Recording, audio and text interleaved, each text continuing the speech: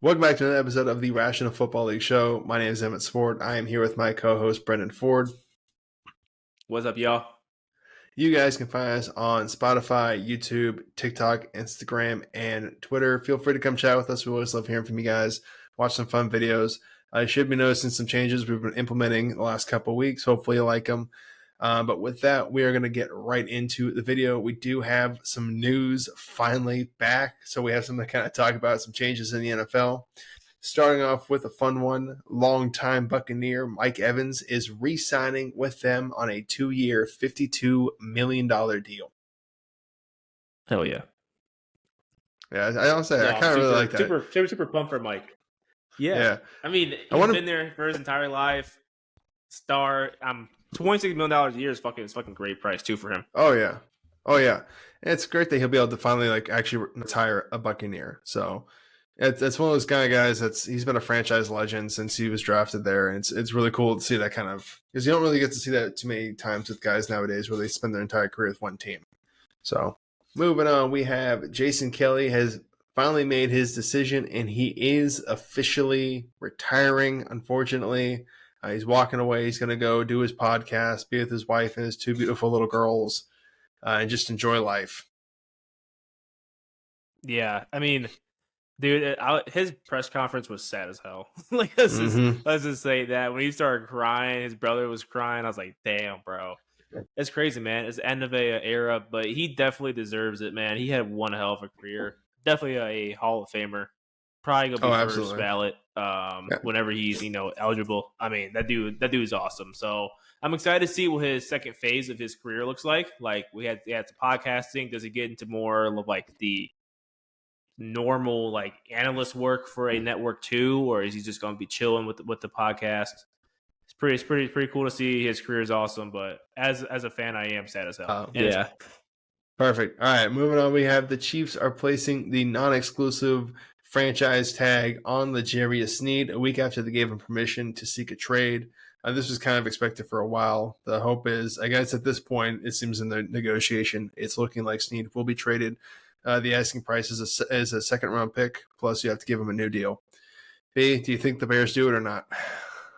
No, they have no more money. We'll get to that in a second, but they paid now 3 big contracts on the defense.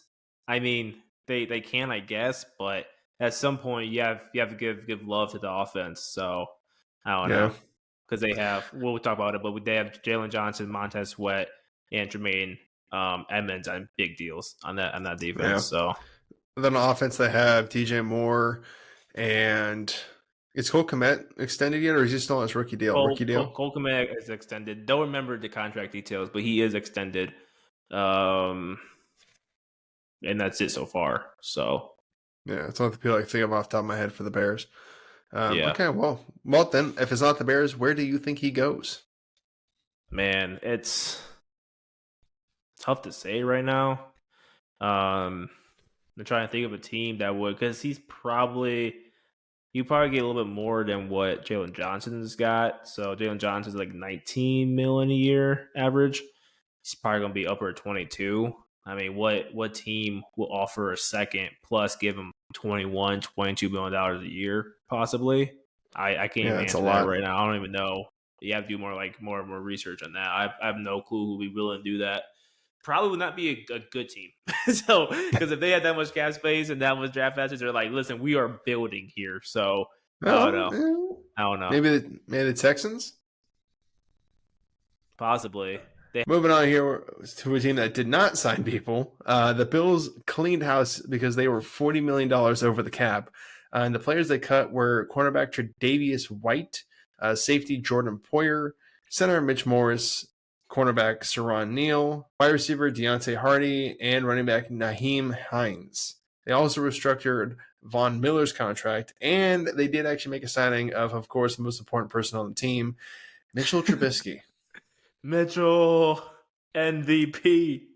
I think I saw your tweet where like, do the Bills know that they don't have to do every single move today? It's like literally all that stuff was like bang, bang, bang, bang, bang. They're like, we're getting this stuff done. Like, I know they came into the office and they're like, we are doing this shit today and we're out.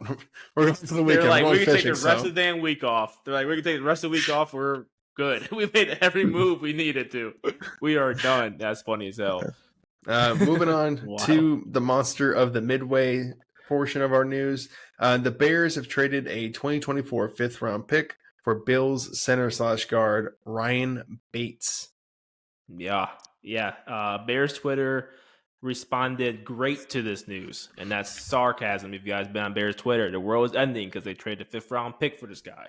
So I don't know. I mean, he didn't really play a whole lot last year. He was a backup to Mitch Morse, who also got released later on Wednesday.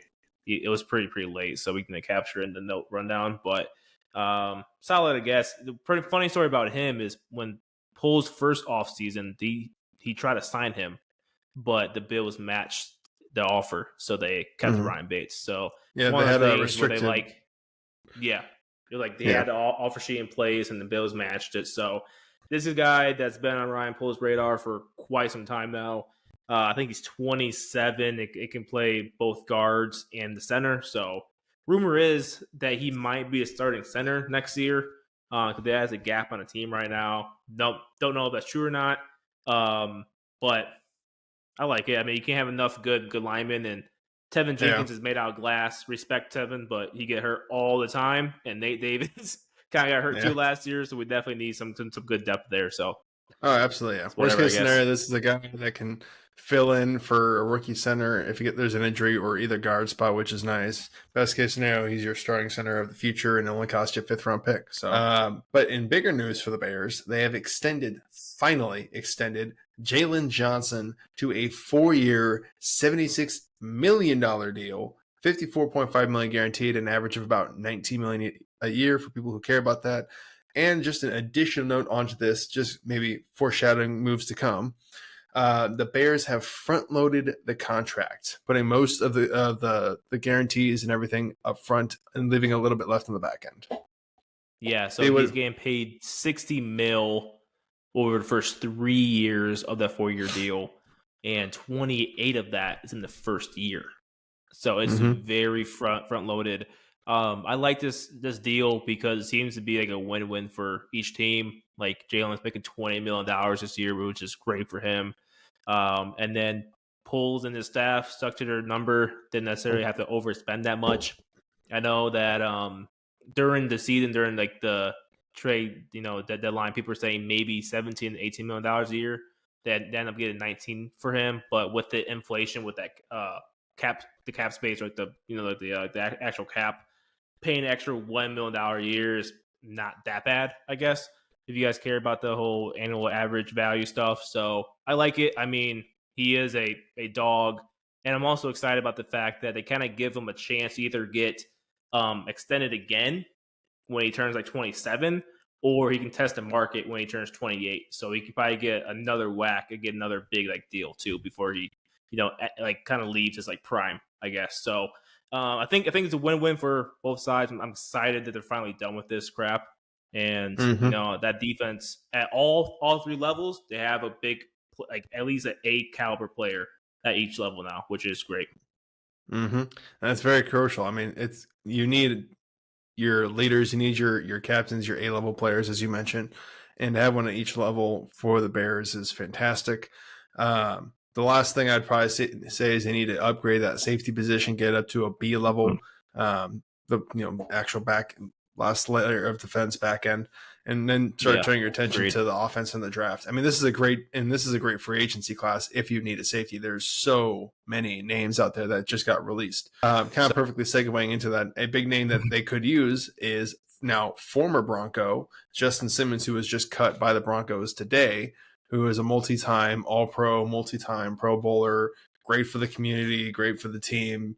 The Broncos did not want to let him go, and I know fans had a heart-wrenching response to him being let go because of how much he's done for that Denver community. So that would be the kind of guy, an A-level guy you want to target if you have additional cap space to pay. So I would expect them to be really interested in potentially bringing in Justin Simmons. What are your thoughts on that movie? I would love Justin, and I would just say like him getting cut from the Broncos is as sad as it is. It's definitely a result of one of the worst trades ever. Like they're eating $80 million of dead cap space now because of the Wilson trade. So it's tough losing a player in that fashion, especially Justin Simmons. He's a captain for him, and he's arguably top 5 safety in the league right now, if not top 3. Like, that dude can play. If the Bears can snag him, that'd be great. Then you get another A-level back there too, A-level player. I mean, but I would expect him have a pretty nice market. I mean, again, he's a top 3 safety in the league, so I think a lot of teams gonna be like bidding for him. Yeah, there's a couple safety needy teams. Like I know that Washington might. A lot of NFC East teams actually come to the top of my head. Eagles, Cowboys, Washington definitely. I mean Giants, but if they're not willing to pay their own guy, I don't know why they'd bring in somebody else. But either way, right. So, but someone who is willing to pay a safety is the New Orleans Saints because they have just extended Louisiana. Is he a Louisiana native? Either way, safety. He is. Oh, perfect. Louisiana native and guy that absolutely deserves to be in Louisiana all the time. Safety Tyrann Mathieu, the Honey Badger, on a 2-year deal worth $13 million, has re-signed with the Saints. So I love fantastic. That move. He's one of my all-time favorite players. I guess I didn't realize he's been in the league for close to 10 years now, if not 10. Right? Because when he drafted in 2013, I want to say 2014, 2013. So that dude, another 2-year deal, which is great. Might be the last 2 years of his career, to be honest. Right? He's only been in the league. He's been in the league for 10 years already. So definitely go enjoy watching him for another 2 seasons. And he loves that state. He grew up there, so that's a good deal for sure. I like it. Perfect. So that does end our news of the week segment. With that, guys, we are going to be turning our attention over to our 3 segments of the week. This week, we are going to be discussing, we're going to be relooking actually at our Panthers segment. You can find that video here. We're going to be relooking at that and seeing what changes we'd make now versus what we did back then. We're also going to be seeing, is Xavier Worthy doomed because he broke the 40-yard record? And the last thing will be the only right option for the New England Patriots with the number 3 overall pick. But we'll see you guys in the segments. So just over a month ago, we made a video about how we would rebuild the Carolina Panthers roster to make them somewhat good in 2024. We cover trades, restructures, releases, signings, and even draft picks. You can find the link to that video down below in the show notes. But a lot has happened since we made that video. For example, Dave Canales has been hired as the head coach. Brian Burns has been tagged. Dante Jackson has been released. And T. Higgins has been tagged. So sorry, y'all. Panthers will not be getting T. Higgins, which we kind of slotted in our first video. Not to mention draft prospects. The values have been ever changing, different opinions on guys every single day. So we thought it would be fun to remake an updated version of that video and see what we would do now with the world that we live in, with the info that we have right now.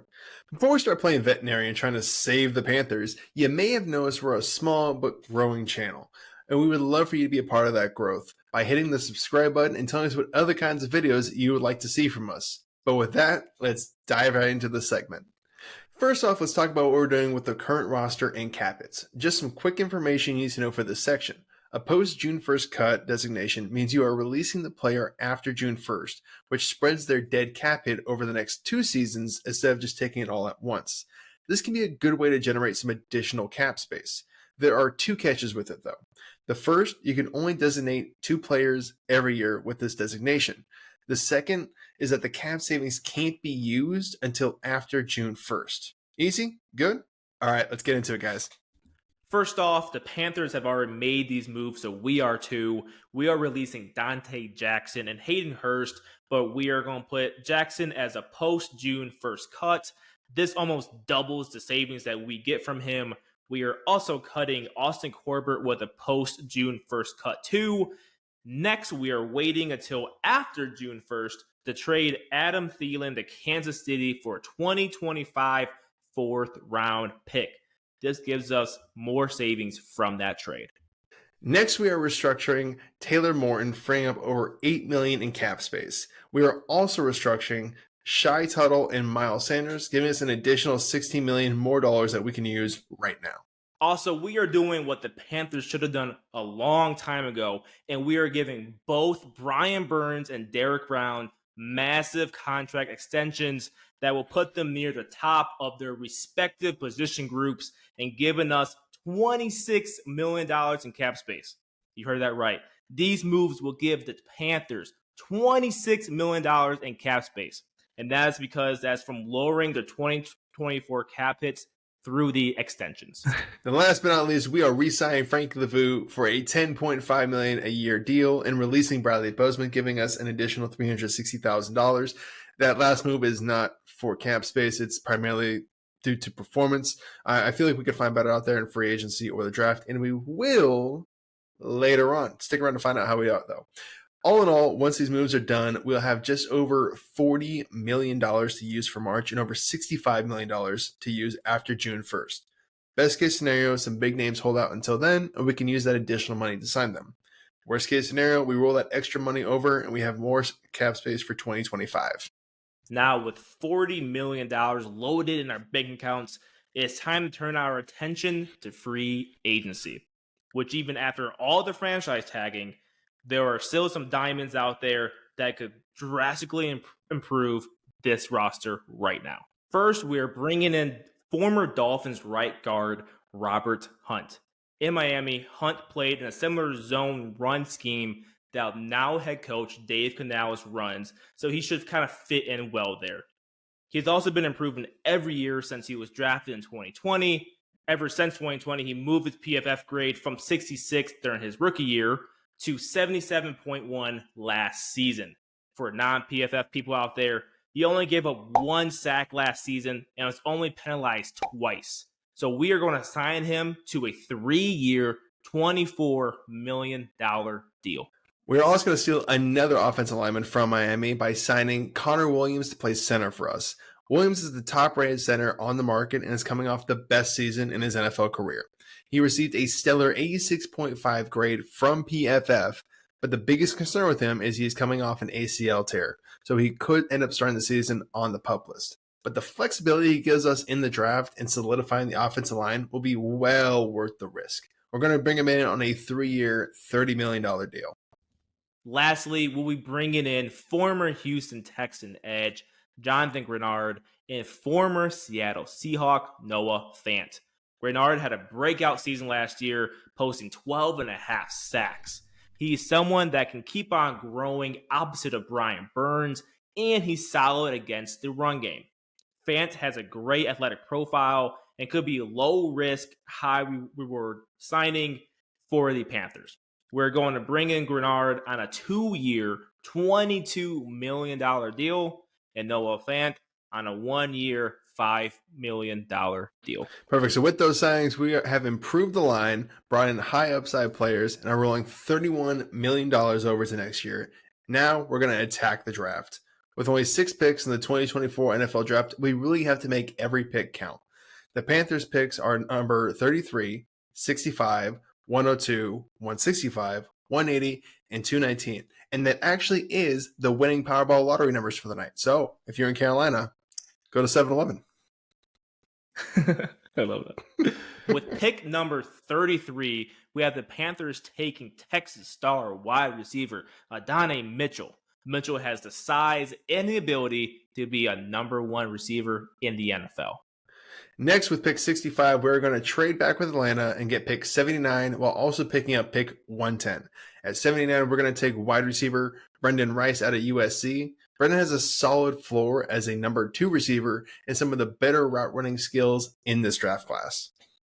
Keeping the trend going, at pick 1 or 2, we're going with Virginia wide receiver Malik Washington, who we actually covered in our draft sleepers video here. We are putting a heavy focus on improving this wide receiver room and giving Bryce Young as many weapons as we can. Help him. So we're going to break the wide receiver trend at pick 110. We're going to go with Wisconsin center Tanner Bartolone. Bartolone put on a show at the scouting combine and should be moving up draft boards. He could slide in nicely for us at left guard and cover at center if Williams does actually have to start the season on the PUP list. At 165, we are taking Christian Boyd. He is a defensive lineman out of northern Iowa. Boyd is a small school sleeper who could end up starting next to Derek Brown by his second year. He has a pass rush win rate of 16% and a run defense grade of 83.9, according to PFF. Perfect. And at pick 180, we are going with Malik Mustafa, a box safety from Wake Forest. Malik actually has an 87.5 run defense grade from PFF while still being solid enough to hold his own in pass coverage, and he should be able to help us out on special teams as well. And with our last pick at 219, we are taking corner Hawthorne out of Arkansas. He gave up a passer rating of 48.5 over the last 2 seasons. Pair that with a guy who is fantastic in zone coverage and still great in man, and you have yourself a solid contributor taken in the 7th round. And that wraps up our revamped roster rebuild for the Carolina Panthers. Tell us what you think about it. What did you like? What would you do differently? Don't forget to subscribe to the channel, please. We are a growing channel. We love the support. Please share this with a fellow Panthers fan. And if you're a football fan that's watching this video, kudos to you, because this was a long one about a team you probably not care about. But until next time, it's been the RFL Show. Perfect, guys. Thank you so much for sticking around with us through that segment. We hope you got some enjoyment of it. You know a little more about the Carolina Panthers if you aren't a Panthers fan. And if you are, you may learn about some players you didn't know before. Now you got something fun to go Google. With that, we are going to turn our attention over to our next segment, which is what should the Patriots do with the number 3 overall pick? We kind of came to the conclusion there's only one decision. With that, guys, we are going to hop right into that. New England Patriots have fallen off quickly since Tom Brady decided to take his talents to Florida. They went from being perennial Super Bowl contenders to having one of the worst rosters in all of football. There are so many holes on this team, it would just be easy to count their strengths. But there is some daylight on the horizon for this broken down franchise. New management is here, and they currently hold the number 3 overall pick. An honor they haven't had since they drafted Willie McGinnis, 4th overall in the 1994 draft. So what do they do with the pick? Take one of the top quarterbacks, take a generational receiver, or do they trade back for a haul?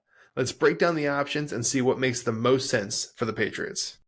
The first option we have is drafting a quarterback.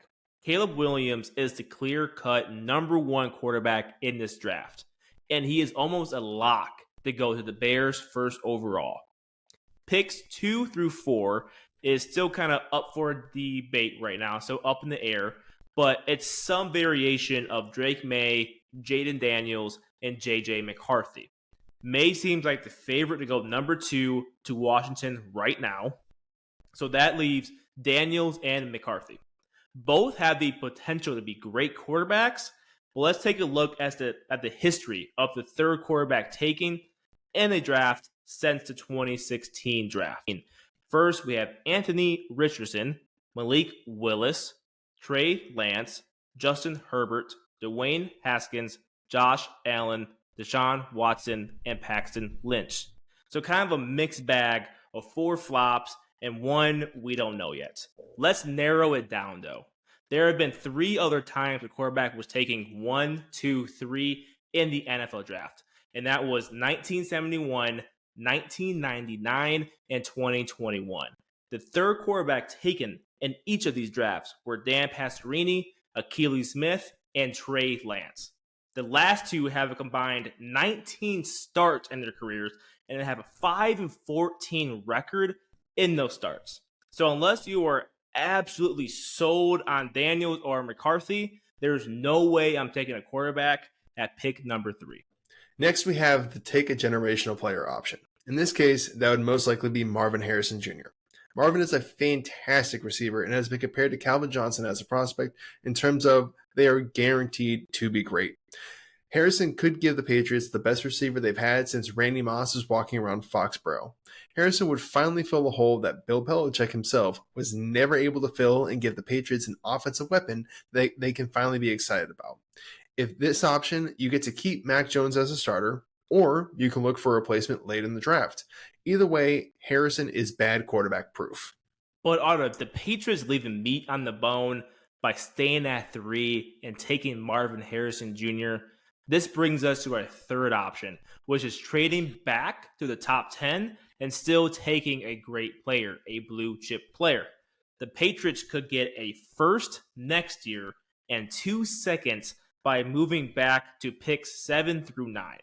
There is a chance they could still leave the first round with a great receiver like Rome Odunze or Malik Neighbors, or the best right tackle in the draft, and Talise Bagua.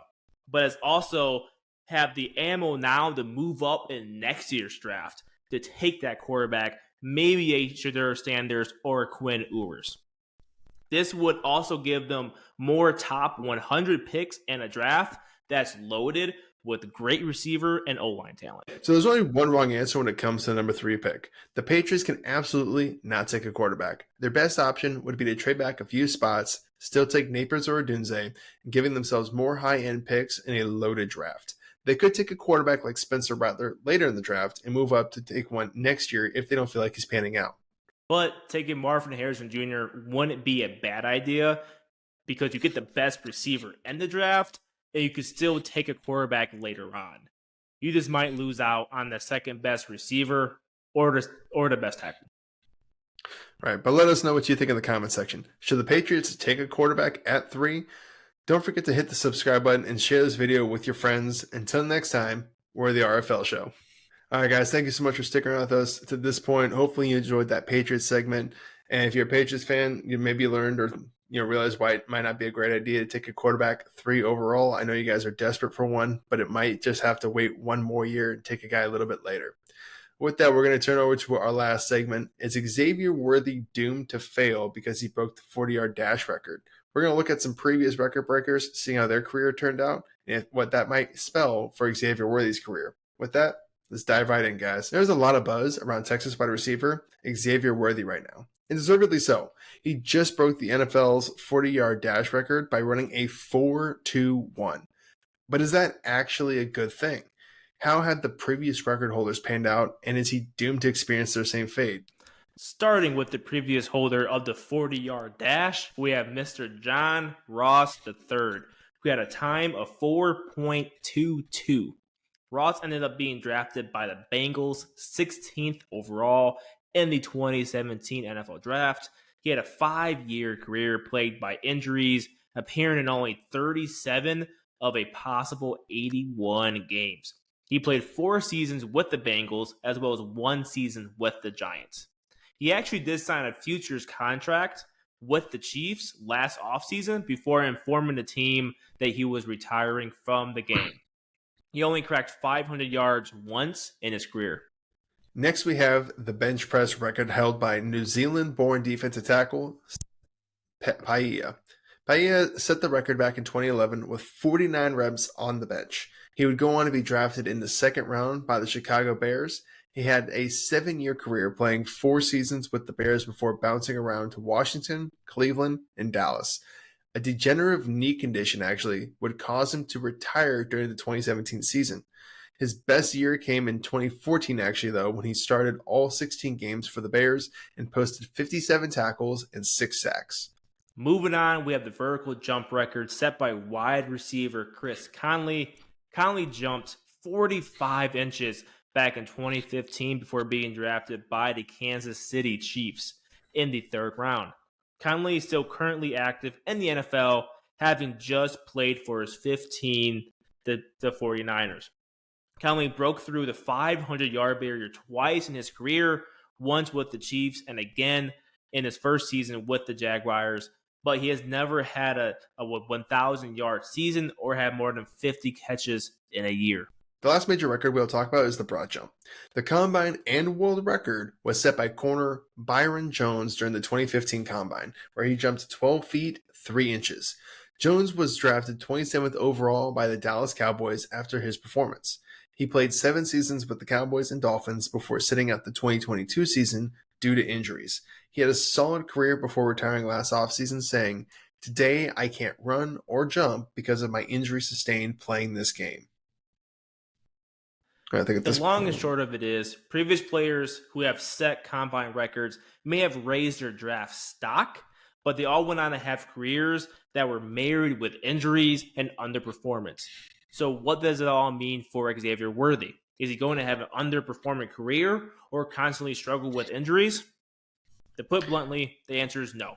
Worthy is going to be the one that breaks that trend when it comes to combine record holders. First off, Worthy never missed a game in college. He even played half a season with a hand fracture, which you may guess is pretty hard to do when you play wide receiver. The dude is tough. Secondly, Worthy is not just a fast player. He has excellent change of direction ability. He understands how to run routes. He's not just a deep threat or a screen guy. He understands leverage and tempo. He can use them to attack you at all three levels. His speed gives him great yards after catch potential after every single catch. He can take a screen to the house whenever he really wants to, so you better not give him that sideline, because if he sees the open field and sideline, he is gone.